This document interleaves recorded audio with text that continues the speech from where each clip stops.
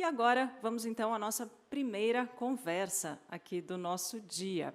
Eu gostaria então de convidar para se sentar aqui ao palco, primeiramente, o presidente da Associação Brasileira das Empresas Aéreas, a ABAR, senhor Eduardo Sanovics, por favor. Convido também o secretário de Turismo do Estado de São Paulo, senhor Vinícius Lumertz. Por favor, pode se acomodar no palco.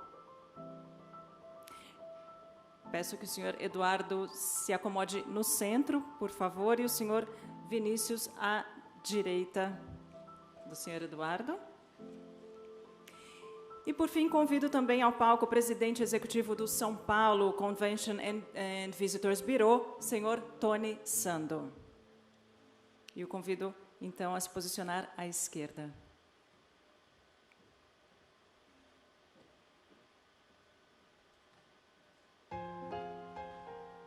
Por favor, pode se posicionar à esquerda, senhor Tony, e agora podem se acomodar. E para as primeiras palavras, eu convido agora o senhor Tony Sando. Por favor, pode ficar à vontade. Bem, bom dia a todos. Prazer enorme estar aqui. A proposta desse evento, durante o decorrer, vocês vão perceber que tem 2 plenárias e uma área de promoções. Os que estão aqui presentes, agradecemos e recomendamos que mantenham os protocolos. É extremamente importante que a gente siga rigorosamente os protocolos estabelecidos. Esse é um evento referência e, por isso, contamos com cada um. Caso necessitem de água, café, estamos dentro de um shopping center, então tem uma praça de alimentação lá disponível. Fiquem à vontade, durante o dia todo será muito dinâmico. Então, a princípio, muito bem-vindos. Queria passar a palavra para o Eduardo Sanovics para contar um pouco sobre a sua visão relacionada às companhias aéreas e ao turismo. Na sequência, nós teremos nosso secretário Vinícius Lumertz. E aí eu fecho mostrando algumas novidades que nós estaremos lançando aqui no evento ainda hoje. Bem, bom dia a todos. Bom dia, senhor secretário. Bom dia, Tony. É um prazer estar aqui com vocês. E eu creio que é a primeira vez nos últimos meses em que eu chego a um evento e tenho notícias interessantes, qual seja, começamos a olhar cenários interessantes para o futuro. Até alguns meses atrás, eu participava de mesas redondas, lives, debates, etc., e fazia diagnósticos bastante duros. Para fazer uma linha do tempo bem rápida, quando nós soubemos que a crise vinha, quando constatamos que era natural que ela saísse do Oriente e viesse para cá. O primeiro sinal que nós tivemos foi umas 2, 3 semanas antes dela chegar aqui de fato, quando um voo que ia partir de Guarulhos rumo a Milão tinha previsto os aproximados 92% de ocupação e partiu com menos de 30%. Esse voo partia por volta das 11 da noite, 11h20, não me lembro agora, e naquela noite, no Jornal Nacional e na mídia, saem as primeiras notícias de que a pandemia havia chegado a Milão. Então, as pessoas foram simplesmente desistindo de embarcar. E 2, 3 horas antes, não tinha como tomar muitas atitudes corretivas. Instalada a crise, a malha aérea cai para 8% do que ela era pré-crise. Esse foi o pior momento que nós atravessamos em abril. E, a partir daí, traçamos um painel com 40 medidas em 3 grandes blocos. O primeiro é pouco visível para os consumidores, 12, 15 medidas, mas o mais relevante ali foi a revisão dos contratos de leasing, devolução de aviões, e a decisão que nós tivemos de negociar com o conjunto do movimento sindical, tanto aeroviário como aeronáutico, para que nas primeiras 4 meses, 5, nós não fizéssemos demissões. Então, essa foi a primeira grande medida, manter o time, reduzir todos os custos, cortar a estrutura, para manter minimamente as coisas funcionando. O segundo grande bloco é um bloco que já é visível para os consumidores e conta com apoios muito importantes do governo federal e dos governos estaduais. entre eles o governo de São Paulo, de maneira muito positiva e destacada. Que medidas são essas? São aquelas que nos permitem, primeiro, criar uma malha essencial. E essa é a primeira notícia relevante para o Brasil. O Brasil é um dos poucos países do planeta que não parou completamente a sua aviação. Se vocês olharem, por exemplo, toda a América Latina, não há voo doméstico praticamente por todo esse período. Nós mantivemos todas as capitais e mais 25 cidades, foram 42 no primeiro lance, conectadas, principalmente, porque algumas vezes quem está aqui no Sudeste ou abaixo de Brasília não se dá conta de que de Brasília para cima, se você não chegar com equipamento, respirador, remédio, máscara, médico de avião, às vezes não há plano B. Pensar, por exemplo, Macapá, que é uma capital ao norte, ou você chega de avião, ou o plano B são quase 2 dias de barco vindo de Belém. Tá certo? Então, mantivemos a malha essencial, fizemos um acordo importantíssimo para o turismo, para os consumidores, que foi a possibilidade de todo mundo remarcar o seu bilhete sem multa, sem nenhum tipo de custo extra, comprado até o fim desse ano. Isso gerou uma série de outras medidas depois, mas deu tranquilidade ao mercado, deu tranquilidade ao setor para implementar um conjunto de propostas. As coisas se complicaram no terceiro bloco, que foi um bloco de medidas econômicas, não é? Uma série de atitudes muito importantes foram tomadas no Ministério da Infraestrutura, que foi um parceiro fundamental, no Ministério da Defesa, por meio da Força Aérea, que foi outro parceiro fundamental. Depois, a Anvisa com a ANAC na construção dos protocolos de segurança sanitária, que acabam depois, comprovados por pesquisas nacionais e internacionais, consagrando o avião como meio de transporte mecânico mais seguro nessa crise. Mas no terceiro bloco, que é o bloco de medidas econômicas, as coisas andaram muito mais devagar. E é público que essa é a maior crise da história da aviação, desde que nós a conhecemos da forma atual. A aviação atual nasce ao final de 45, ao final da Segunda Guerra, com a conferência que cria a ICAO e com a conferência que cria a IATA. Antes disso era a Segunda Guerra, e de lá para cá não há registro de uma crise desse tamanho, com o volume de débitos, dívidas, enfim, com o volume de desafios que nós temos a atravessar. A travessia, portanto, e já caminhando para uma conclusão desse diagnóstico, a travessia, portanto, foi feita com base no apoio que tivemos, portanto, desses órgãos que eu mencionei, e com base num conjunto de atitudes internas em cada uma das empresas, na procura por crédito, na procura por empréstimos. Consagradas algumas dessas medidas, e principalmente consagrado o protocolo de segurança sanitária, partimos para um movimento de reconstituição da malha. Essa reconstituição dos 8% que nós tínhamos em abril deve fechar outubro, fechou outubro, né? Fechou-se essa semana, com mais ou menos 52% da malha no ar. Vamos fechar novembro, aproximadamente 60% da malha no ar, e estamos com a expectativa de fechar o ano entre 65% a 69%, se tudo der certo, 70% da malha no ar. Nossa previsão é de reconstituição da malha de forma integral em meados do próximo ano no mercado doméstico. O que joga a favor disso? Ora, de lá para cá, em nenhum momento nós recuamos, em nenhum momento houve uma diminuição do número de voos ou um retrocesso no mercado doméstico. As tarifas estão em aproximadamente 65% a 67%, em média, do que estavam antes da crise. Não devem ir muito além disso até o fim do ano, mas, novamente, estamos aqui na expectativa de alguns fatores sobre os quais não temos governabilidade, principalmente aqui o dólar. O Brasil hoje é campeão mundial de desvalorização cambial, né? O dólar desvalorizou mais de 40%, está batendo R$ 6, Isso impacta quase a metade do custo da operação aérea, portanto, essa é uma incógnita importante. Há uma segunda questão, e à tarde, na mesa das 14 horas, com os colegas da IATA e da Infraero, quem quiser, nós vamos poder aprofundar um pouco mais isso, que é o tráfego internacional. O tráfego internacional foi tão duramente afetado quanto o tráfego doméstico. No seu pior momento, chegou a 5%, e o processo de retomada é absolutamente desigual. Por quê? Porque ele depende de medidas e da situação concreta da crise em cada um dos países. Ontem, por exemplo, todos receberam 2 notícias.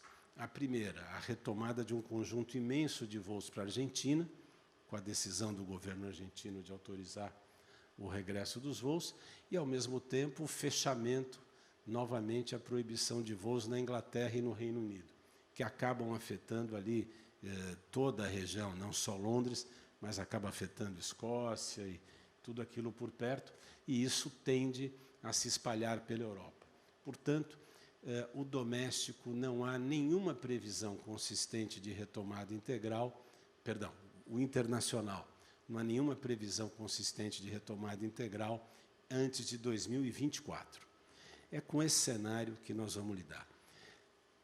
Nesse sentido, então, o passageiro que hoje vem retomando o seu hábito de voar é um passageiro de lazer, majoritariamente, é um passageiro que está fazendo voos mais curtos e o nosso grande desafio é a retomada do passageiro de eventos.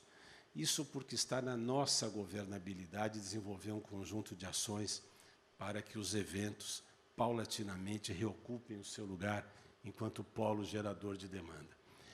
O terceiro passageiro, que é aquele puramente corporativo, é pouco eficaz traçarmos planos para recuperar esse passageiro a partir do turismo, a partir da aviação, a partir dos conventions bureaus dos governos. Por quê? Porque eles estão absolutamente vinculados à retomada de atividades econômicas. E eu dou um exemplo. A construção civil, por exemplo, é um setor que está bastante ativo, tá certo? Nas cidades, nos municípios. É um setor relevante para um destino. Ele gera emprego, gera renda, movimenta a economia, mas o seu impacto na indústria de viagens é baixíssimo, tá certo? É muito pouco relevante. Na outra mão, o setor de óleo e gás é extremamente relevante como polo gerador de viagens, como polo gerador da compra de bilhetes, da hospedagem hoteleira no país inteiro. É um setor que está respondendo muito devagar. É um setor que vem retomando muito devagar. Portanto, o que está na nossa mão? A retomada da malha, a implementação dos protocolos, eventos e iniciativas como essa aqui, a postura firme e decidida do governo do Estado de São Paulo, e cumprimento aqui o secretário Lumers, pelo conjunto de programas e atitudes que ele vai poder falar com mais detalhes ao longo desse semestre, que foram de extrema importância para a travessia que nós estamos fazendo aqui, e o São Paulo Convention Bureau pelo protagonismo no processo de retomada deste segmento de eventos, que sim pode ser decisivo para melhorar e requalificar não apenas a qualidade dos passageiros, a ocupação média, mas também o volume de voos. Nós vemos, portanto, um cenário pela frente de maneira bastante conservadora e cautelosa, mas otimista. Por quê? Porque todos os dados nos autorizam a entender que o rumo à frente é um rumo positivo de resultados mais agradáveis e interessantes. Eu creio que é isso. Eu agradeço, Tony, a palavra e te devolvo o protagonismo aqui. Eu que agradeço, Edu. Secretária, a palavra é sua. Bom, muito obrigado, Tony. Saúdo o Tony saúdo a todos os empresários aqui presentes do direito turístico e ao Eduardo Sanovics, todo também o setor das companhias aéreas, que é um setor vital para o desenvolvimento do turismo.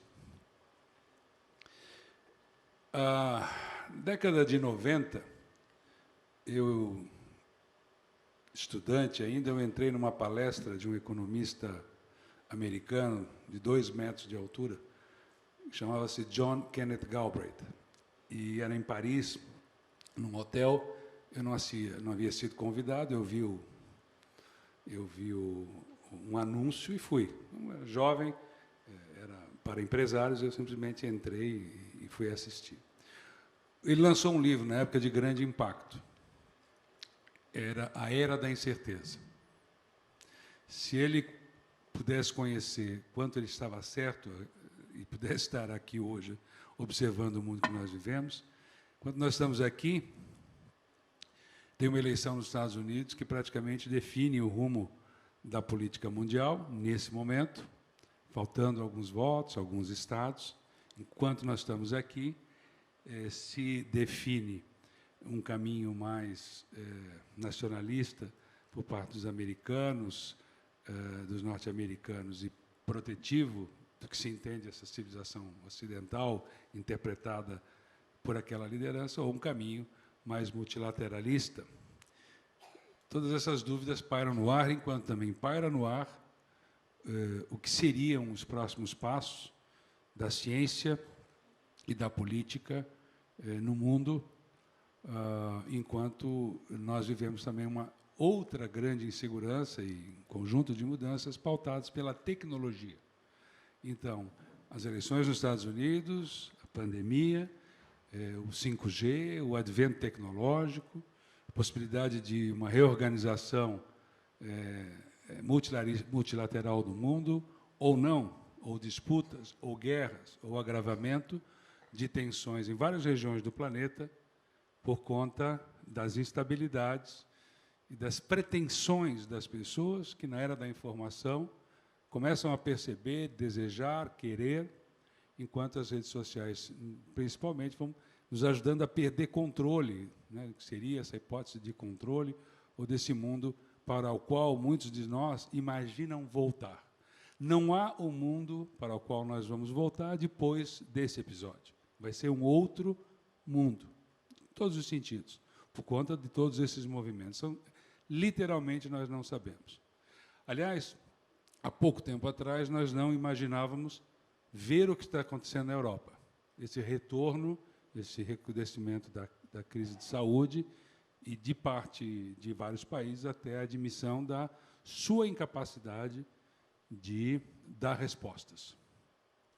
E aí vem um outro paradoxo que faz parte desse conjunto de instabilidades, que é essa lógica e sentimento de crise mundial. E essa crise mundial, se nós prestarmos muita atenção, nós vamos perceber que é uma crise muito mais ocidental, no qual nós estamos inseridos, do que uma crise oriental, ou do Oriente. O Oriente segue, tanto nos países mais autoritários quanto nos mais democráticos, em ritmo de produção, aumento de produtividade e de uma lógica de afluência social. As pessoas estão pagando caro nesses países para terem retorno de afluência social, crescimento de renda e aumento de consumo. Enquanto isso, nós assistimos à nossa situação no Brasil, já há um bom tempo, em que aumentam as demandas sociais, aumenta o déficit público, a ineficiência e a produtividade aumentam, caiu a produtividade brasileira nos últimos anos, em relação aos Estados Unidos, de 4 vezes menos para 5 vezes menos, e a Europa também, e nós, dentro da chamada armadilha da renda média. Baixa produtividade, poucos investimentos, baixo investimento, em torno de 13%, 14% do PIB, quando nós vimos estar falando em 25%, 23%, 24%, 25%. Produtividade baixa. O doing business no Brasil, nós subimos, estamos em 119%, já tivemos em 140%, foi o Meirelles, à época, nosso atual secretário aqui, que desenvolveu esse projeto de medição das nossas condições de desenvolvimento econômico a partir das dificuldades ou facilidades para montar negócios, fazer empresas. E nós, simplesmente, não temos isso na pauta de forma nacional, de forma organizada. Aumento de produtividade, aumento de investimentos, nós não temos isso na pauta. E da necessidade de reformas que nos dessem condições Como exemplo, aqui nós temos uma reforma. Quando nós reformamos o ICMS de 25% para 12% aqui em São Paulo, fizemos um pacto de entendimento e parceria com as aéreas, que representadas pelo Eduardo Sanovics, e nós fizemos um pacto de desenvolvimento econômico, trocando irracionalidade econômica por racionalidade e produtividade. E nós obtivemos um resultado de crescimento econômico de 5,3%, quando o turismo nacional cresceu 3%. E cresceu porque também é uma tendência mundial, ou era uma tendência mundial, o crescimento do turismo estar acima do crescimento da economia, como vem há 10 anos. E aí nós nos encontramos, de uma hora para outra, num estado aqui em São Paulo, que havia criado 50 mil empregos no ano passado, colocado 700 voos a mais por semana, interligado o interior do estado, de repente, nesse momento, com déficit de 150 mil empregos. Eu não vou me prolongar muito aqui, porque eu vou ter uma oportunidade ou duas ainda com os deputados, importante, foi um pedido meu para o Tony, para trazer os deputados para cá, para conversar, prefeitos, nós não falarmos única e exclusivamente para nós mesmos, mas aumentarmos isso, aumentarmos esse campo de influência, com influencers de internet, mas também com a classe política. E a nossa ideia antes é a mesma ideia que nós temos agora, só que perdemos algumas voltas na pista. De um lado, promover o turismo do Estado de São Paulo, de outro, estruturar o turismo do Estado de São Paulo. É o maior receptivo, é o maior emissivo, mas muito pouco conhecido, não só pelo Brasil, pelo mundo, e por isso nós, em conjunto com o Convention Bureau, a ABA, e a nossa Secretaria de Comunicação do Governo, a Secretaria de Turismo, nós desenvolvemos um plano que contemplava essa ideia de ampliar radicalmente a divulgação do Estado. E mexemos com as estruturas à medida que expomos ao Estado de São Paulo e ao Brasil esse Estado. Outros estados também têm condições de fazer isso, mas o tamanho do Estado de São Paulo requeria que as pessoas entendessem esse tamanho. Promoção. Foi a maior campanha de promoção já realizada, tanto com os recursos da ABA, como também com os recursos do próprio governo do Estado. E nós temos campanhas programadas. A mais, só que parcimoniosamente, porque nós tivemos que desenvolver com o trade os protocolos, com os prefeitos os chamados mutirões para máscaras, nós fizemos várias uniões de esforços nessa direção. E também, de outra parte, a agenda que nós tínhamos de criação de distritos turísticos está indo para a Assembleia, porque o Estado de São Paulo é emissor e um consumidor de parques temáticos no mundo, mas não saía um parque temático no Brasil há 20 anos. Porque lá, no governo federal, na época do governo Temer, no final, nós sacamos, tiramos, eliminamos os impostos de importação de equipamentos para parques temáticos, porque os parques temáticos se desenvolveram no mundo inteiro depois da Flórida, no mundo inteiro, em grande velocidade. E não aqui, no Brasil. Então, nós vamos recuperar isso. Rotas cênicas, rotas gastronômicas, tudo caminha nessa direção, como também a concessão de parques naturais. Porque no mundo inteiro o turismo que mais cresce é o turismo de natureza, ligado à natureza, ao ecoturismo. Cresce 20% ao ano. Nós temos 3 vezes mais cobertura vegetal do que os Estados Unidos, eles têm 300 milhões ou mais de visitantes, e o Brasil inteiro, com Cristo e Catarata juntos, não tem, ou tem 12 milhões. Tem alguma coisa de errado nisso. E aí nós voltamos para a produtividade e o doing business, que eu me referi no início. Nós temos o maior potencial natural do planeta para desenvolver o turismo e um dos 3, ou 4, ou 5 piores ambientes de negócio para desenvolver o turismo. Preconceito de toda a natureza. Preconceito corporativo, ideológico, literalmente, atraso. Isso é atraso. A maior vocação nossa, mesmo em São Paulo, ainda é, em grande parte, mesmo com o turismo de negócio, natureza, porque essa é a vocação do Brasil. Eu falava com o ministro Santos, ex-ministro da Argentina hoje, ele dizia, estão voltando os voos da Argentina. 2 são os destinos dos argentinos, São Paulo enquanto hub e Miami. Os argentinos começando a voar, como disse aqui. Você falou, né? O Edu falou. Mas ele dando o recado para mim, olha o teu stopover, porque eles vão parar e vão para outro lugar. Podem ficar em São Paulo, podem ir para o litoral norte. Mas nós temos muitos desafios. Quando nós olhamos o litoral norte, nosso Havaí, faltam resorts. Então, nós estamos fazendo um plano com o Secov para retirar e colocar em pauta todos os imóveis capazes de receber investimentos estruturantes do turismo no Estado de São Paulo. Começamos já esse trabalho, vamos entregar a primeira fase no final do ano. Então, é um trabalho estruturante, de outra parte, com mudanças de legislação, com mudanças estruturais e ofertas. Ontem nós passamos a tarde no Banco do Brasil. O Banco do Brasil já emprestou milhões para o turismo nesse período, como também a Desenvolve. Agradecer ao Ministério do Turismo, que nos repassou 550 milhões para emprestar via Desenvolve. E o nosso programa de crédito com a Caixa do Banco do Brasil já está em R$1,5 bilhão de reais, desde setembro do ano passado. Ajudou na crise? Ajudou, sim.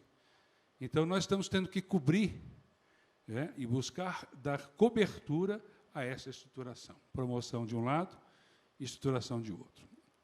A minha fala, eu vou resumir a isso, mas dizer que aquilo que todo mundo já ouviu, todas as crises trazem oportunidades. E a oportunidade que nós temos agora é de olhar meticulosamente para dentro, olharmos o que nós temos e conscientes que o turismo vai ser local durante um bom tempo. 10% da população, 15% da população brasileira apenas está contaminada pelo vírus, então nós não teremos muito rapidamente uma solução global. Aqui em São Paulo nós estamos buscando a vacina, e a vacina nos dará possivelmente uma alternativa para voltarmos à vida normal, mas nós não sabemos ainda o tempo que isso vai levar. O que nós sabemos é que é uma oportunidade única para olharmos para dentro e percebermos o quanto potencial nós temos e quanto nós podemos fazer para melhorar uma situação de atraso e recuperar esse tempo perdido. Recuperar essa posição de atraso e nos colocarmos num turismo interno sólido, que, a partir da sua solidez interna, se propague para o exterior com uma nova linguagem, no caso do Estado de São Paulo, e com uma nova linguagem para o Brasil. O Brasil precisa de muitas portas de entrada. Com a crise do Rio de Janeiro, como teve a crise em Nova York, é preciso apresentar alternativas. São Paulo é uma, mas não é a única. O Nordeste tem portas de entrada, o Sul tem portas de entrada. Esse país é muito grande. E o turismo é uma grande vocação. Uma vocação que eu quero dizer, para terminar, que é responsável pelo estoque de 10% dos empregos do planeta e 10% do PIB, e aqui em São Paulo não é diferente. E dizer-lhes que, segundo o WTTC, 20% dos empregos gerados no ano de 2018 foram gerados pelo turismo. Então, para nós, enquanto a tecnologia encarece a geração de postos de trabalho na indústria e no agribusiness, para nós, tecnologia barateia e abre portas para o crescimento econômico e a geração de empregos. E esse é o momento do Brasil olhar seriamente para o turismo como uma economia que pode ajudar o Brasil a sair dessa crise definitivamente e gerar todos os empregos necessários nesse país para que não se fale em desemprego pelos próximos 20 ou 30 anos. Obrigado. Obrigado, Edu. Obrigado, Vinícius. Nós vamos dar continuidade às apresentações, mas, antes disso, eu queria convidar aqui o Rafael e o Fernando para subirem ao palco. São nossos dois grandes parceiros da viabilidade desse evento, que, junto com a Spice, conseguiu viabilizar toda essa operação aqui para a gente. Então, Rafael é nosso vice-presidente do Conselho do São Paulo Convention Visitor Bureau, o Fernando é o diretor da ABH, e eu gostaria que no púlpito, Rafael, você pudesse contar um pouquinho sobre essa tecnologia. Acabei de receber uma informação que nós já estamos com 950 pessoas online nessa abertura, além do grupo aqui presencial, e que daqui a pouco abre-se a outra plenária, além da a feira virtual e a feira física. E tudo isso significa tecnologia. Então, se você pudesse fazer uma consideração, agradeceria. Bom, primeiramente, obrigado pela oportunidade. A gente que não parou aí durante todo esse tempo de pandemia, junto aqui com o WTC e outros amigos hoteleiros, a gente conseguiu promover diversos encontros.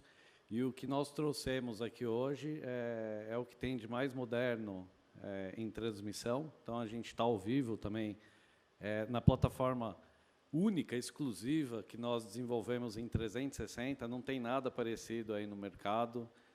E nós pudemos ofertar aí para o Convention essa super novidade. Convido a todos a quem não se cadastrou ainda, se cadastrar e assistir em casa aí com todo o conforto e segurança possível.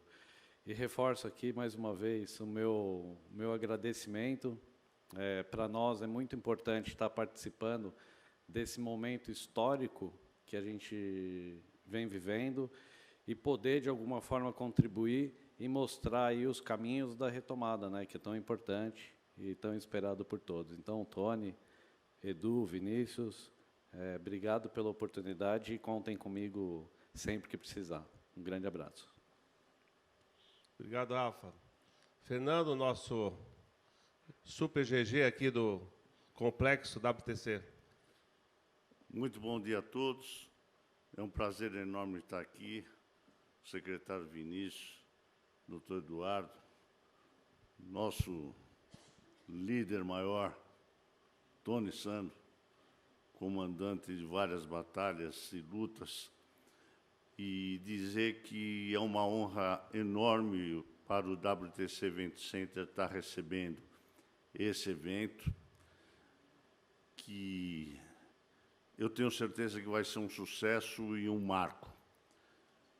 Eu queria só deixar registrado que, para nós aqui do WTC, hoje é um dia de emoção, porque nós estamos recebendo esse importante evento e essa crise ela deixou marcas.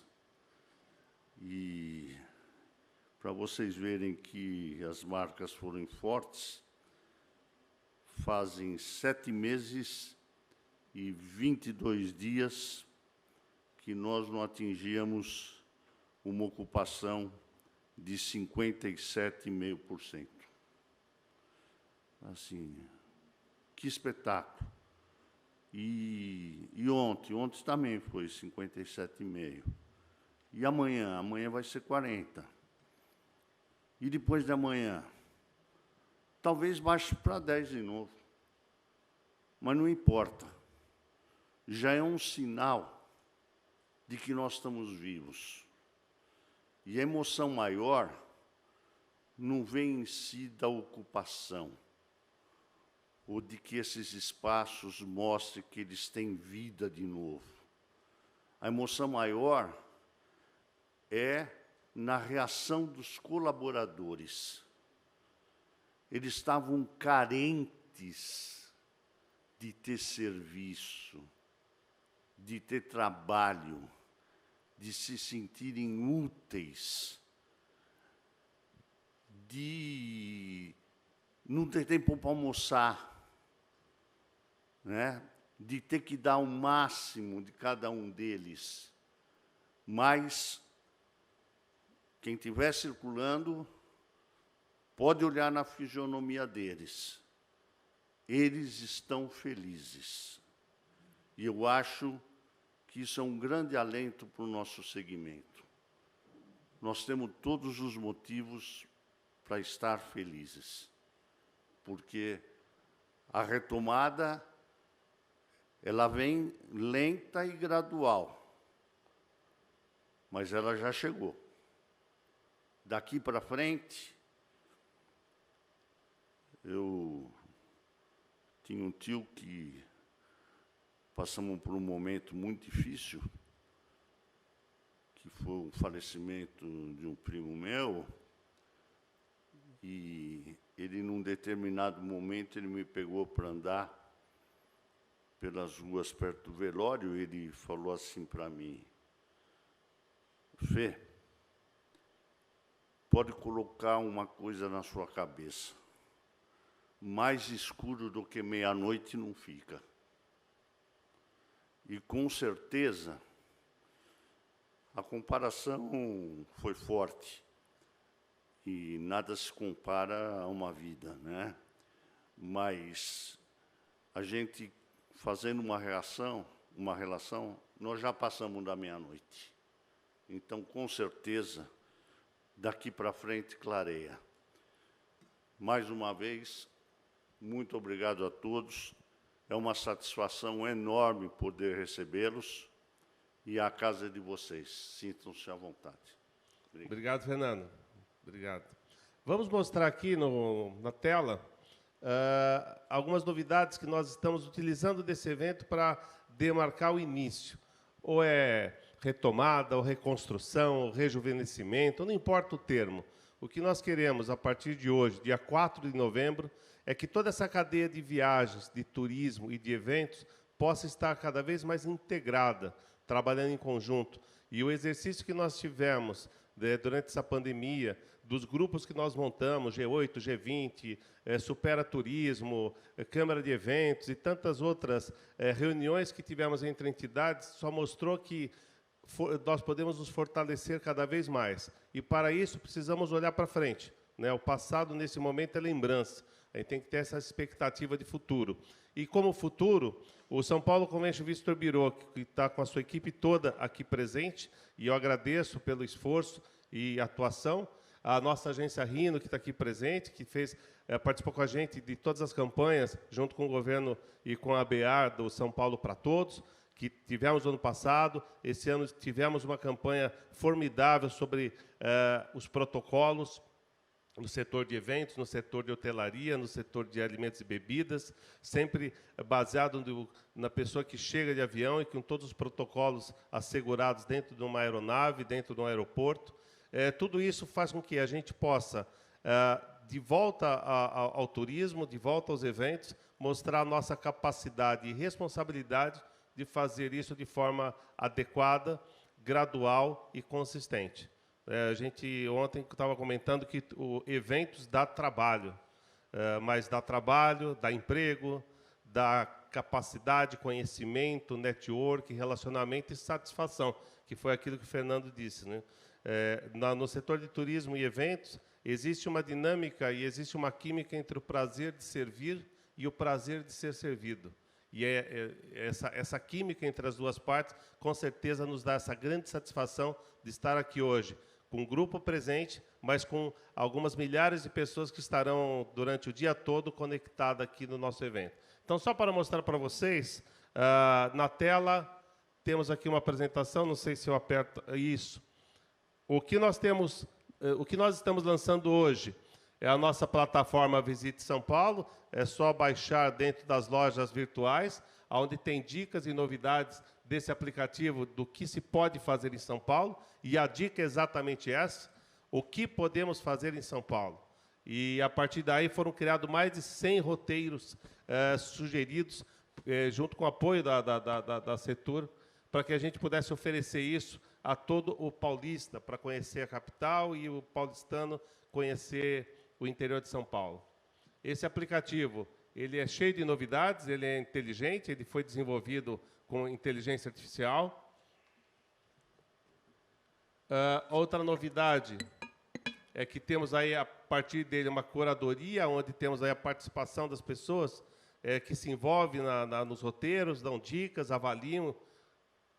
E o PAMESP, com o apoio da R1, o apoio aqui do meu parceiro Eduardo e do Vinícius, nós conseguimos viabilizar já o painel de eventos de 2021, do primeiro semestre. Muitos eventos que estavam previstos acontecerem foram adiados para o segundo semestre. Devido ao alongamento da pandemia, eles passaram para o ano que vem. E a grande pergunta é: quais são os eventos que vão acontecer o ano que vem em São Paulo?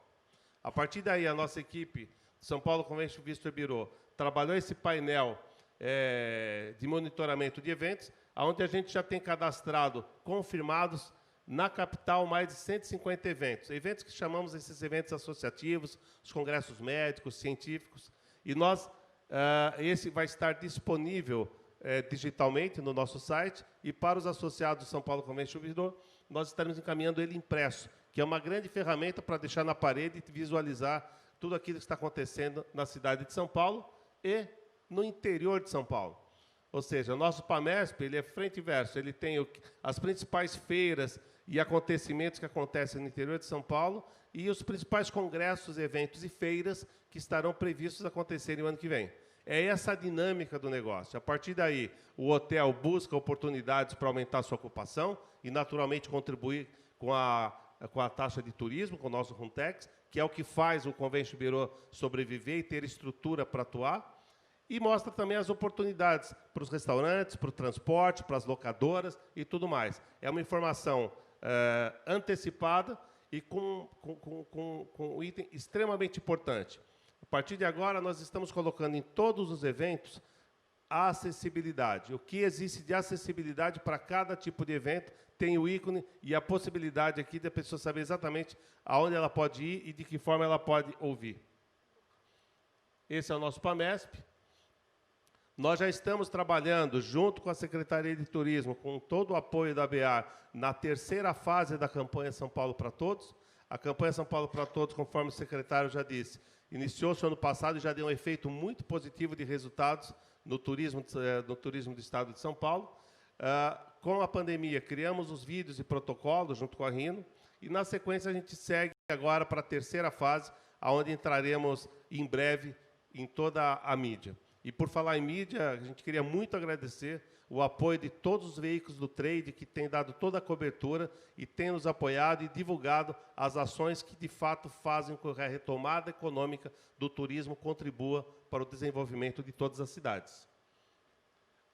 Nós teremos muitas novidades aqui, a gente teve muito apoio da Brastor, juntando todas as operadoras para que criassem pacotes e produtos para que a gente pudesse estar oferecendo, junto com os demais parceiros, a CVC, a Decolar, o Vivenjoy, a Gestur do nosso amigo Vades. E é isso.